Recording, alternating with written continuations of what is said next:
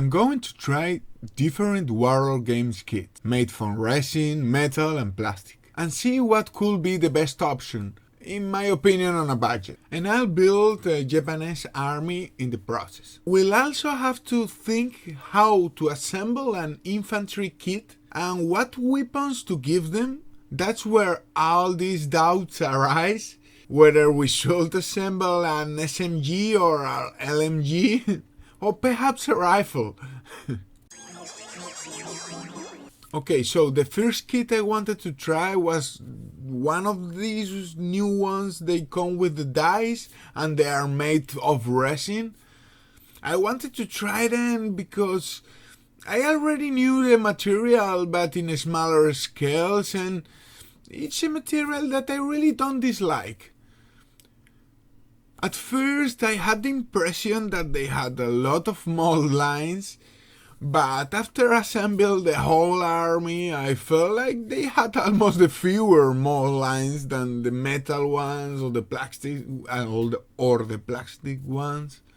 I'm not convinced about the dice thing. Now I have 4 dice, but they don't match with the color of the other 2 kits that I have. But I really like the miniature. Okay, now let's talk about the weapons teams and the HQ. This time made of metal. I hate metal mortars. Gluing them is quite an adventure and they tend to come off mortars.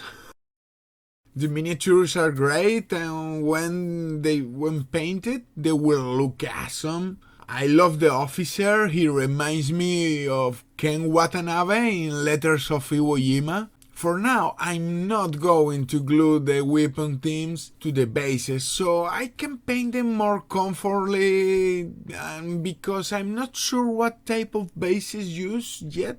To be honest, I'm not a big fan of metal miniatures. I varnish them over and over and they still chip. And now the true headache. How to assemble this kit. We have 30 bodies and we want to make 50. We have a whole arsenal to our disposal. Rifles, SMGs, LMGs, pistols, light mortars, and we have to make some hard decisions here. Remember that you can always ask your friends in the gaming groups. I'm sure they will be happy to help and tell you how they assemble there. It will be super helpful.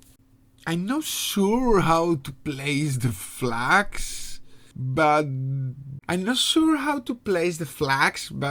that's a battle that for another day.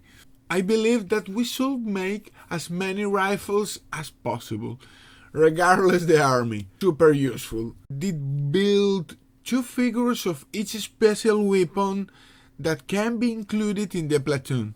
One thing about the figures lying down. I personally don't like these ones for the infantry. I prefer them to be the type equipment like snipers, forward observers, or LMGs. If you're skilled, you can also try to make a powerful anti-tank rifle, which is often underestimated, but we do its psychological work for just like 30 points and you get the dice. Or convert an LMG into a lone sniper. Also, I couldn't resist to make the flag. I know it's not used and it's maybe a little useless, but I had to build it.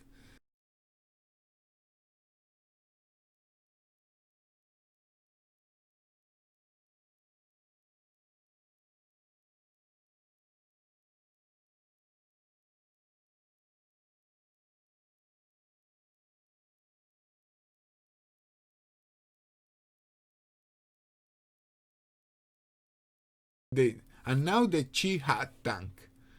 This kit is great in a way because you can assemble a howitzer or an anti-tank gun, and if you're skilled you could make both. The problem with this kit is that the spruce doesn't have the numbers included, so you have to go back and forth with the guide to check each piece, which was a bit tedious. And I also found an errata in one of the numbers, but it doesn't really matter. But overall, I'm happy with my Chi-Ha tank. It's not usually seen much in the tabletop, but I've seen it win tournaments, and that rare shot from the turret is really useful and a lot of fun. This is more or less the same content that you will get with the Warlord Games army bundles. These bundles are great, especially the Red Devils one, the British paratrooper army is ready to be based and painted. If you like it and if you like to see those videos, please consider subscribe and share it with your friends. It helps a lot, and I hope this to push you to start your own boltaction army. And as a conclusion, I think, in my opinion, if you go in a budget, the best way to go is to get a couple of these, and try to be handy. That's very fun. Try to make some teams with them. Try being creative and getting out the best out of this box. And I hope this helps you. So see you next time. Bye.